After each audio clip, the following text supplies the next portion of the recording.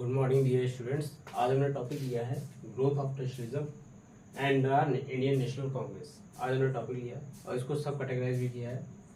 Factors leading to the growth of nationalism in India और second है foundation of the Indian National Congress. दो topic में categorise किए गए हैं और वैसे बोर्ड थोड़ा सा गंदा लग रहा होगा, पढ़ाते पढ़ाते गंदा हो गया, तो ये स्टार्ट किया है। रिवीजन सीरीज चल रही है, आप सब लोग बने रहिए। लगातार हर एक चैप्टर को मैं समराइज मैनर में लेकर के आऊँगा, कंटिन्यू करूँगा और आप लोग बिल्कुल बने रहेंगे तो मैक्सिमम टाइम रिवीजन हो पाएगा इन लेक्चर्स के थ्रू और अपने जो स्कोर्स हैं उनको हाइक कर पाएंगे। तो इतनी चीज़ हो गई। आज अब हम टॉपिक स्टार्ट करते हैं। टॉपिक चाहते हैं growth of nationalism and the Indian National Congress. तो पहले हम समझने की बात करेंगे कि नेशनलिज्म क्या होता है। नेशनलिज्म क्या होता है, कैसे हुआ, कैसे चीज़ें हुई। तो नेशनलिज्म से पहले हम नेशन समझते हैं। नेशन क्या होता है? नेशन और कुछ नहीं होता है। नेशन मतलब होता है रेस, मतलब रेस, ठीक। और रेस होता है। अब नेशनलिज्म होता क्या है? Nationalism is a feeling. Nationalism is a feeling. और फीलिंग कैसी फीलिंग? किसी भी पर्टिकुलर जोग्राफिकल एरिया की अगर हम बात कर लें, कोई भी पर्टिकुलर जोग्राफिकल एरिया में जहाँ पे पॉलिटिकली, सोशली, रिलीजियसली कह सकते हैं, कल्चरली, लिंग्विस्टिक बेसिस पे, मतलब लैंग्वेज के बेसिस पे लोग इंटरकनेक्टेड होते हैं, तो उनकी जो फीलिंग होती है वो एक होती है। तो इंटरकनेक्टेड फीलिंग होती है तो वो नेशनलिज्म को राइज करती है। वही होता है नेशनलिज्म। मतलब किसी भी पर्टिकुलर एरिया, जोग्राफिकल एरिया में रहने वाले लोग रिलीजियसली, सोशली, पॉलिटिकली और आपका लिंग्विस्टिकली किसी भी तरीके से अगर वो इंटरकनेक्टेड होते हैं आपस में, तो नेशनलिज्म को फॉर्म करते हैं, नेशनलिज्म को फॉर्म करते हैं। ये नेशनलिज्म का कॉन्सेप्ट आया कहाँ से? नेशनलिज्म का कॉन्सेप्ट आया हमारा अमेरिकन रिवॉल्यूशन से, फ्रेंच रिवॉल्यूशन से। अमेरिकन रिवॉल्यूशन आपने जैसे बोस्टन टी का इवेंट आपने देखा होगा, फ्रेंच रिवॉल्यूशन आपने देखा होगा जहाँ क्वीन को पावर्टी पता नहीं होता है कि पावर्टी होती क्या चीज़ है और पूरी पॉपुलेशन पावर्टी से सफ़र कर रही होती है। ये सारी चीज़ें होती हैं, ये सारी चीज़ें हैं कि जो है जिन्होंने नेशनलिज्म को राइज किया। दूसरी कंडीशन, अगर हम इंडिया के कॉन्टेक्स्ट में देखें तो इंडिया के कॉन्टेक्स्ट में हमारा 1857 एक बहुत बड़ा मेजर इवेंट होता है। 1857 को हम also known as first war of independence भी वो कहते हैं। तो 1857 जो है हमारा, जिसको हम एक नेशनलिज्म के रूप में हम मानते हैं कि वहाँ से हमारी नेशनलिज्म की स्टार्टिंग हुई। वैसे तो धीरे धीरे ये सब चीज़ें बनना शुरू हो गई थी, नेशनलिज्म के कॉन्टेक्स्ट बनना शुरू हो गए थे, लेकिन 1857 को हम एक मेजर पार्ट मानते हैं कि यहाँ से नेशनलिज्म स्टार्ट हुआ, कि जो फीलिंग है वो एक यूनाइट फॉर्म में आई हमारे पास। तो नेशनलिज्म, अब इसके लिए फैक्टर्स कौन कौन से आए कि नेशनलिज्म के लिए कैसे हमारे इंडिया में कौन से फैक्टर्स क्रिएट हुए। तो factors for the rise of nationalism, ये दो फैक्टर्स हमने देखा कि पहला इकोनॉमिक एक्सप्लॉयटेशन और दूसरा repressive colonial policies. Repressive colonial policies क्या है? इकोनॉमिक एक्सप्लॉयटेशन कैसे हुआ हमारा? जैसे अगर हम बात करें कि हम जानते हैं कि एग्रीकल्चर, हमारा जो इंडिया है वो एक एग्रीकल्चरल कंट्री है और पहले भी था, आज भी है। और अगर बात करें हमें इंग्लैंड की बात करें, वहाँ पे इंडस्ट्रियल रिवॉल्यूशन हो चुका था। 1776 अप्रॉक्स के करीब रिवॉल्यूशन हो गया था, इंडस्ट्रियल रिवॉल्यूशन। तो हमारा जो एग्रीकल्चर सरप्लस था वो उनके लिए रॉ मटेरियल की तरह काम करता था। इंडस्ट्रियल रिवॉल्यूशन को हाई करने के लिए, बढ़ाने के लिए काम करता था। क्योंकि हम डोमिनियन थे तो हमारा सारा जो एग्रीकल्चर सरप्लस था उसको एक्सपोर्ट कर दिया जाता था ब्रिटिश में, इंग्लैंड एक्सपोर्ट हो जाता था, जिससे यहाँ पे जो एग्रीकल्चर चीज़ें थी, हमारे जो रोज़ की जो डे बाई डे की चीज़ें थी, उनमें स्कैर्सिटी होने लगी, कमी होने लगी, जिससे प्राइसेस हाइक हो गए। और प्राइसेस हाइक होने की वजह से क्या हुआ कि यहाँ पे जब प्राइसेस हाइक हो गए तो लोगों के पास कमी आने लगी, पॉवर्टी आने लगी। ये सब चीज़ें सबसे बड़ा ड्रॉबैक हो गया। तो इकोनॉमिक एक्सप्लॉयटेशन का सबसे बड़ा कारण तो यही था। दूसरा कारण ये था कि जो हमारा हैंडीक्राफ्ट इंडस्ट्री थी उसमें भी बहुत फॉल डाउन हुआ। कैसे फॉल डाउन हुआ? विनिंग मशीनें जो थी वो इंडस्ट्रियल रिवॉल्यूशन के बाद ब्रिटिश में विनिंग मशीन्स बनने लगी। और जो विनिंग मशीन्स थी वो विनिंग मशीन्स क्या करती थी? विनिंग मशीन्स कम समय में, मतलब लीस्ट टाइम टेक करके ज़्यादा से ज़्यादा प्रोडक्ट को फॉर्म करती थी। ठीक, यहाँ से कॉटन गया एग्रीकल्चर सेक्टर से, यहाँ से कॉटन गया एक्सपोर्ट हो गया, वहाँ पे रॉ मटेरियल की तरह कॉटन वहाँ पे गया, यूज़ हुआ, वहाँ से कपड़े बन के आए और यहाँ पे सेल होने लगे। और दूसरी कंडीशन, यहाँ का हैंडीक्राफ्ट क्या कंडीशन थी, हम लोग चरखा वाले उसमें चल रहे थे, तो चरखा वाले में क्या था, टाइम लगता था, विनिंग करने में टाइम लगता था, चीज़ें करने में टाइम लगता था। तो इस तरह से हैंडीक्राफ्ट इंडस्ट्री हमारी बहुत ज़्यादा हुई। और सेकंड थिंग, फॉरेन ट्रेंड जो था हमारा, सूट बूट पहनने का, कपड़े पहनने का, शर्ट टाई पैंट ये सब पहनने का, एक वो हमारे ऊपर और डोमिनेटेड करके डाल दिया गया, कि डोमिनेट कर दिया गया कि नहीं ये चीज़ पहनना पड़ेगा, तो हमारा कल्चर आपका अच्छा दिखाई पड़ेगा, आपका कल्चर कुछ नहीं, हमारा कल्चर बहुत कुछ है। एक तो ये बड़ी बात थी। तो इस तरह से दो तरीके से, मेजर तरीके से दो मेजर कंडीशंस हैं जिसकी वजह से इकोनॉमिक एक्सप्लॉयटेशन हम देखने को पाते हैं। सेकंड है कि कैसे, थर्ड पॉइंट ये है कि हमारा जो दादा भाई नौरोजी साहब थे 1890 के अप्रॉक्स दादा भाई जो नौरोजी थे, तो दादा भाई नौरोजी ने इस चीज़ को सबके सामने रखा, ठीक, लाइट में लाए, इस चीज़ को लाइट में लाए सबके सामने। और इसमें ये बताया कि ड्रेन ऑफ वेल्थ थ्योरी दी, ड्रेन ऑफ वेल्थ थ्योरी दी, उसमें बताया कि जो हमारा इंडियन रुपी है उसकी वैल्यू गिर रही है, हमारा जो इंडियन इकोनॉमी है वो फॉल डाउन हो रही है।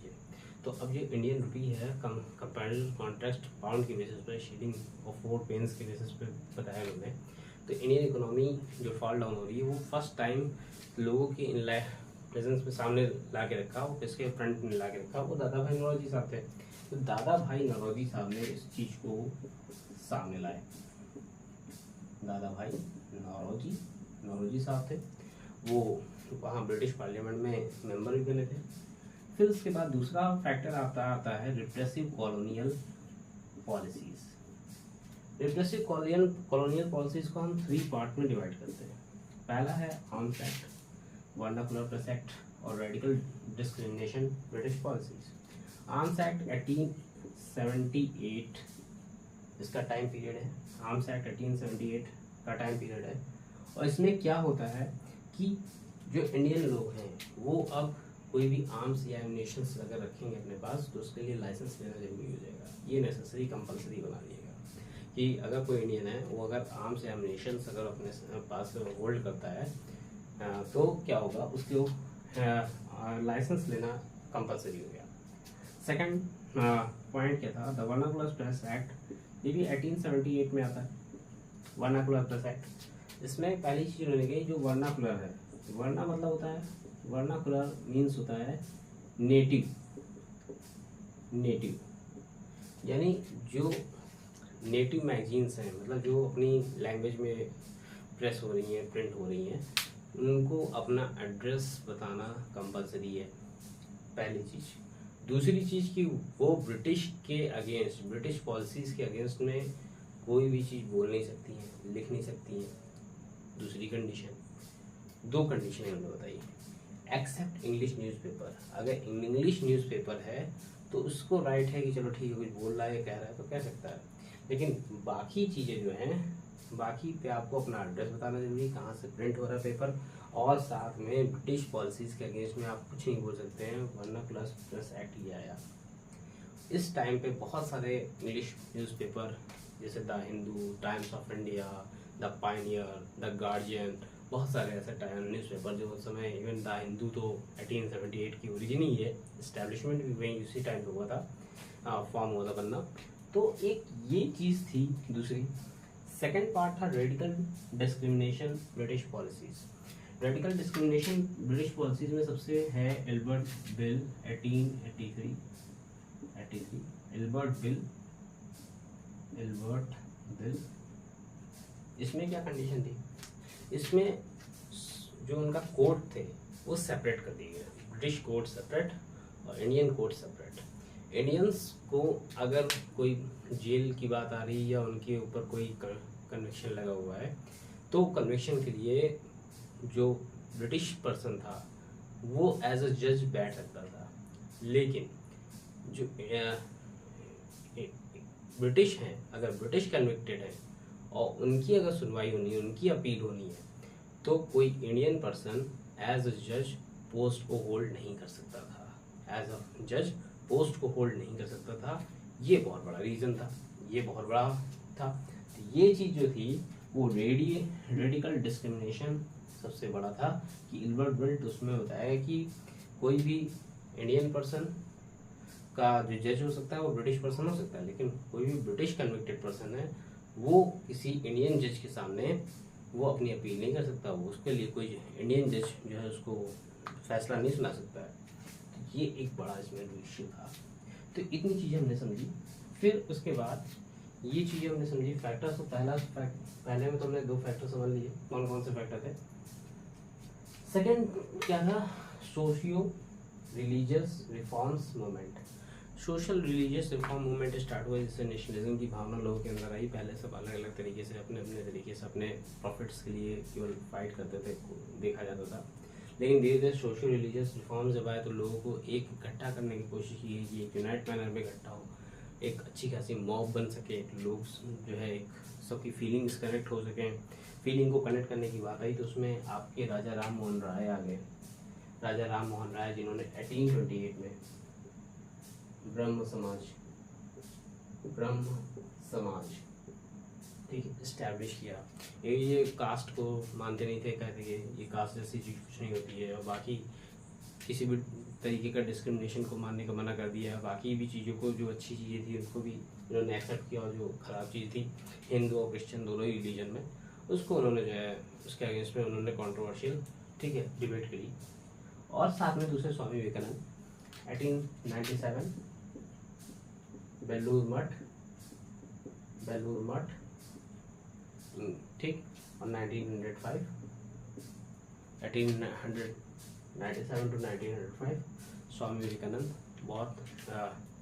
बहुत एडोरेबल, बहुत अच्छे एलिगेंट पर्सन थे, एलिगेंट पर्सन थे।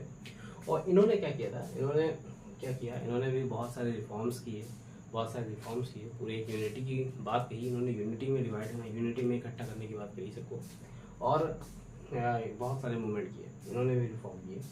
सेकंड ज्योतिबा फुले इन्होंने भी बहुत आर्य समाज, स्वामी दयानंद सरस्वती, जैसे स्वामी दयानंद सरस्वती की बात कर ले अगर हम, एक लोग रह गए थे स्वामी दयानंद सरस्वती, तो एक स्वामी दयानंद सरस्वती आर्य समाज इस्टेब्लिशमेंट किया, इन्होंने आर्य समाज इस्टेब्लिश किया। और ज्योतिबा फुले भी एक लो कास्ट से आते थे, अनएजुकेटेड पर्सन, लेकिन उन्होंने लोगों के लिए जो विडो ऑर्फन थी उनके लिए एक कॉलेज बनाया। जो लोअर कास्ट के लोग थे उनको एजुकेशन प्रोवाइड हो पाए तो उसके लिए कॉलेज डेवलप किया। तो इस तरह से इन्होंने बहुत सारा सोसाइटी को के अपलिफ्टमेंट में रोल प्ले किया।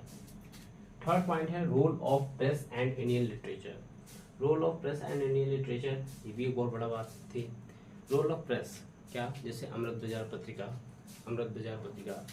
द पंजाब केसरी, पंजाबी और मराठी, ये सारे कई सारे ऐसे न्यूज़पेपर्स थे।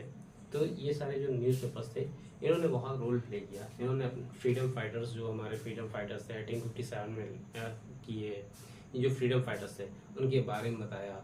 और बाकी कई सारे जो हमारा कल्चर था, हमारा हेरिटेज था, जिसमें हमारे बहुत सारे फ्रीडम फाइटर्स रहे जो सब लड़े, उनके बारे में इन्होंने बताया, चीज़ों को सामने लाया, जिससे लोगों के अंदर एक उत्साह हो सके, एक एनर्जी आ सके, जिससे वो आगे बढ़ सके, रिवॉर्ड कर सकें अच्छे से। तो इन रोल ऑफ प्रेस और इंडियन लिटरेचर दोनों की बात कही। और लिटरेचर का ये फर्क रहा कि कई लोग थे तो अपनी केवल लैंग्वेज जानते थे, इंग्लिश लैंग्वेज नहीं जानते थे।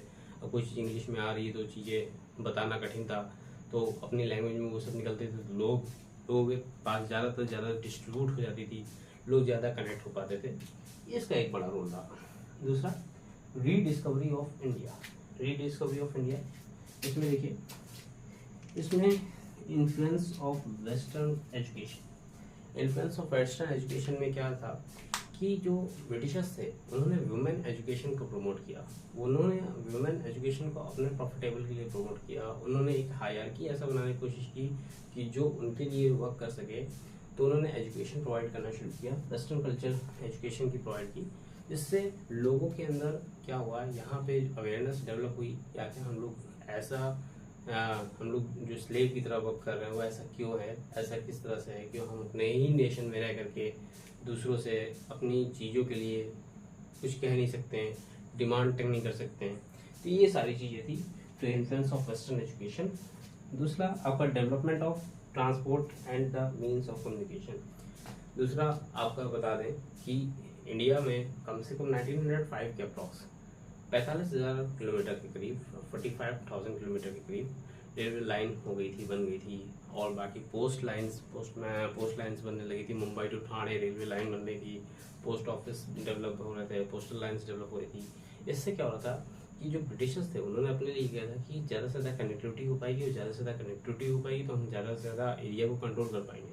लेकिन इससे एक बहुत बड़ा ये भी प्रॉफिट हुआ, कि प्रॉफिट या बेनिफिट कह सकते हैं, ये हुआ कि जो रिवॉल्यूशनरी थे वो रिवॉल्यूशनरी एक जगह ना होकर अपने जो आइडियाज़ थे, अपने जो थॉट्स थे, उसको इंडिया भर में इस तरह से वो पहुंचा पाए, स्प्रेड कर पाए, अपने थॉट्स अपने आइडियाज़ को स्प्रेड कर पाए। तो एक ये भी बहुत बड़ा बेनिफिट हुआ, जो influence of western education, development of transport and the means of communications. तो ये सारी चीज़ें जो हमारी थी, ये हमारी ग्रोथ ऑफ नेशनलिज्म में रोल प्ले करी। अगला है हमारा foundation of the Indian National Congress. Foundation of the Indian National Congress, INC की बात करते हैं। आईएनसी अब स्टार्ट करेंगे, और आईएनसी स्टार्ट करने से पहले, ठीक, आईएनसी से स्टार्ट करते हैं। अब नेक्स्ट टॉपिक हमारा आईएनसी चलने वाला है। तो लेट्स स्टार्ट करते हैं INC. In 1883, S.N. Banerjee convened the All India Conference at Kolkata, and it was a provincial organization. 1883, ठीक। S.N.